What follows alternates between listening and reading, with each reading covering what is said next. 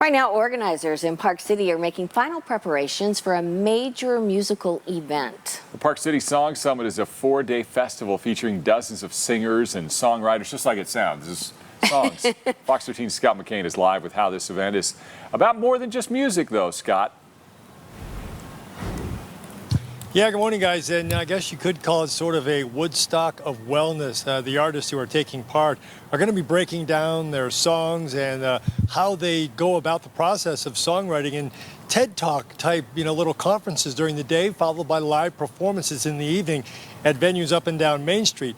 And in many cases, several of these artists will also be sharing their experiences with sobriety and dealing with mental health issues.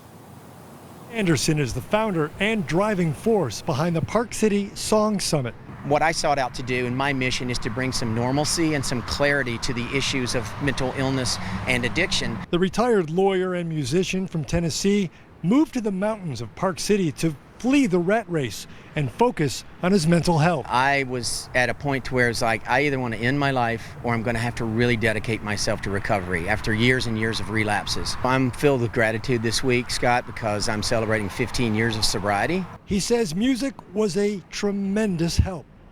During that time, he's also met several musicians and artists who are also in recovery. Singer-songwriters like Anders Osborne. A big part of me staying sober was to be fairly open and at times very, very open and transparent about the things I've gone through. And it's led me to the best friendships I've had in my whole life. He considers Ben Anderson one of those friends. And during one of their many conversations, the idea of a song summit was born.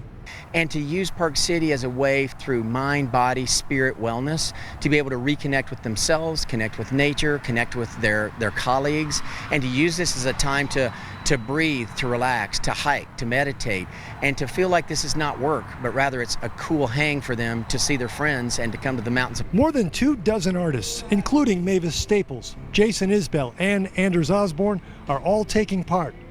And for folks like Anders, he can also spread the word that you can rock and roll all night, yet maintain your recovery every day. Just to kind of maybe erase the stigma piece by piece. It's a more pleasant way to absorb maybe really heavy topics. And also the music itself can bring you to tears just by itself and open up your heart a little bit and put a crack in there and get some light in there. If we can inspire others to either seek help or understand the disease more and to be able to live a happier life like I've been able to, I want that for people. And I'm willing to put my time, my money, and my effort into, if just one person seeks help from this event, then you know what? That is a success for me. And that means the world to me.